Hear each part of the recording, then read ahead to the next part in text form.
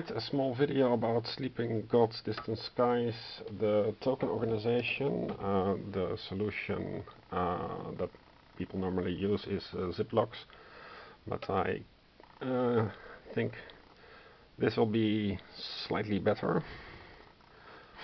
The way to build this is to make a rectangle with correct diameters. I'm using the metric system, so sorry US guys. And this flap flips over. It will be glued. And the point of this is that it makes with little wedges. This is 3 centimeter. I did some measurements, but the tokens are 2.6 centimeters, but 2.5 also works apparently. So I think it makes the most sense to talk about the measurements. So you go to your office and you grab one of these advertisement things, strong paper, but not the thick cardboard, so that simplifies things a little bit. To go over the correct dimensions,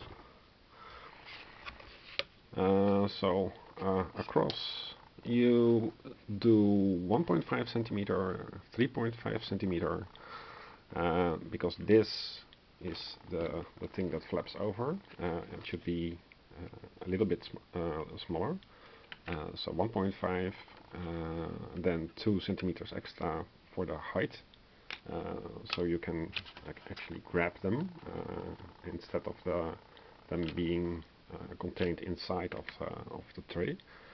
So 1.5, 3.5, 6.0, and that is the 2.5 difference. That is for the sides.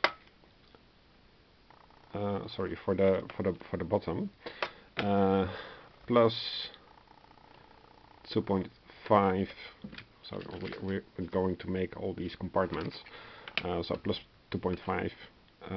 Plus 2.5, plus 2.5, plus 2.5, plus 2.5, then plus 2 for the upward side, and plus 1.5 for the thing that flips inside.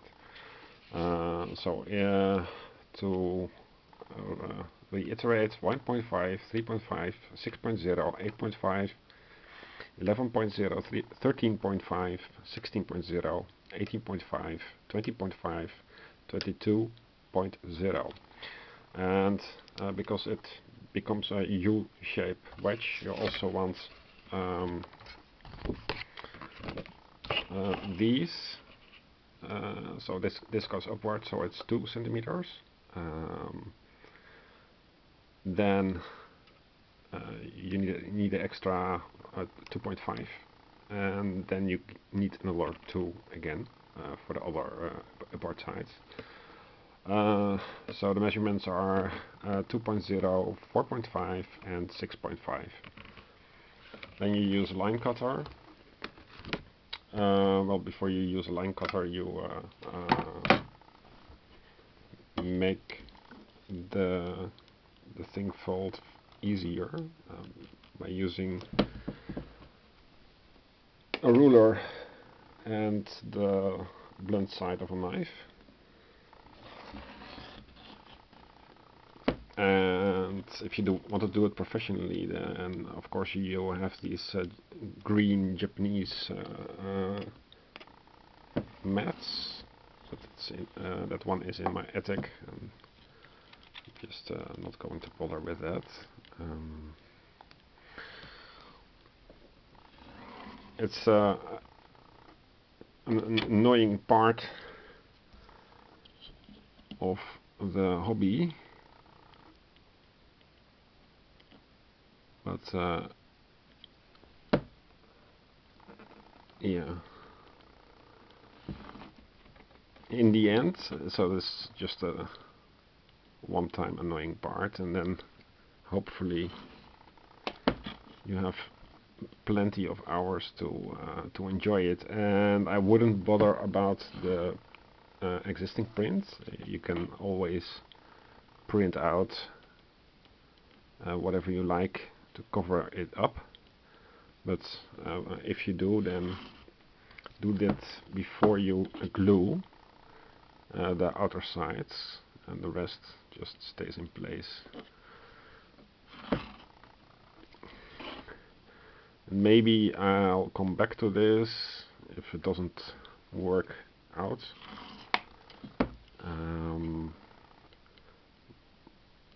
But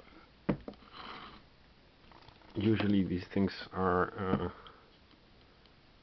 as you make them, and you're not going to make any upgrades.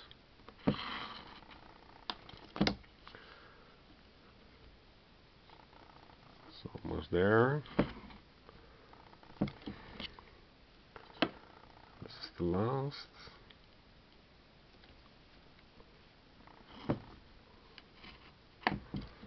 Okay. Then we take the ruler, the line cutter, I mean. We cut out. What do we want to preserve? I don't want to preserve. I don't care what we want to preserve. Like so. And then, if all goes well, then I could easily bend this. Yeah. To reinforce the bending, use the blunt side of a knife. You can also buy some really expensive bone or something. But yeah, I always lose these things and I have to find them. And I recently worked with the blunt side of a knife, like 5 minutes ago, so this is more easy. The residual part goes out. We're going to use that for the wedges later.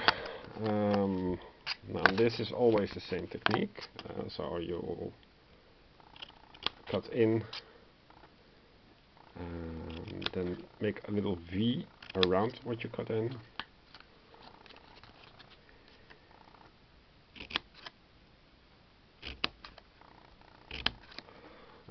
It's not the perfect method, but it saves a lot of thinking. And obviously somebody will make a non-glue telescoping thing, but this is a good principle to get the things right. And then you fold these back, because they will fold upside down. And then you make this. So first a straight line, straight cuts, and then a little bit of a V, a few degrees. It isn't exact science, and you don't need that exact science, because you always have these irregularities about thickness of the paper and stuff and so on. So, and for the outside you also need a little slant. So a safety scissor is always a good idea, because it is precise.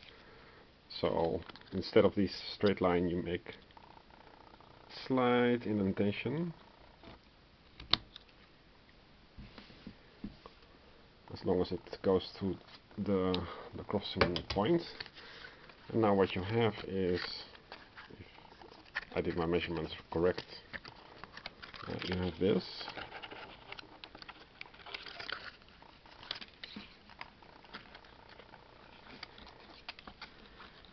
you go. And the beauty is that you have to check that the inner flaps don't cross anything that you need, and they don't in this case.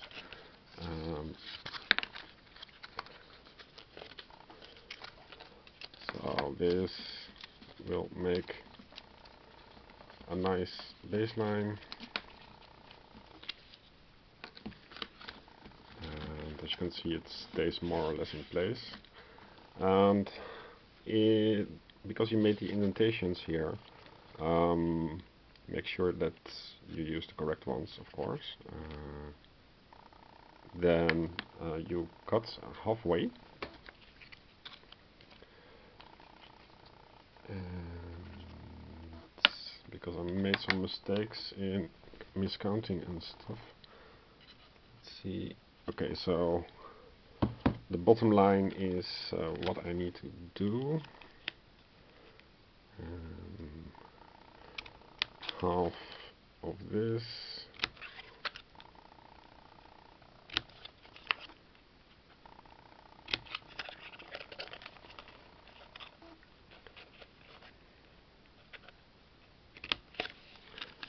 Half of the other side.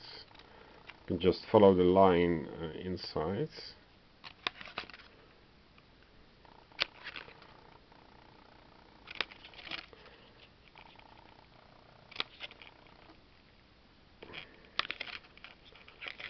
And the final one. Okay. Now all we need is these wedges. And what you do is you make a thing of 3 centimeters, like so. 3 centimeters wide for this, and 2.5 centimeters dotted, because you're going to cut in the dotted things, and the only thing that matters is that this is 2.5 centimeters. Whatever remains is whatever sticks out here. And the height of the thing should be 1.5 centimeters.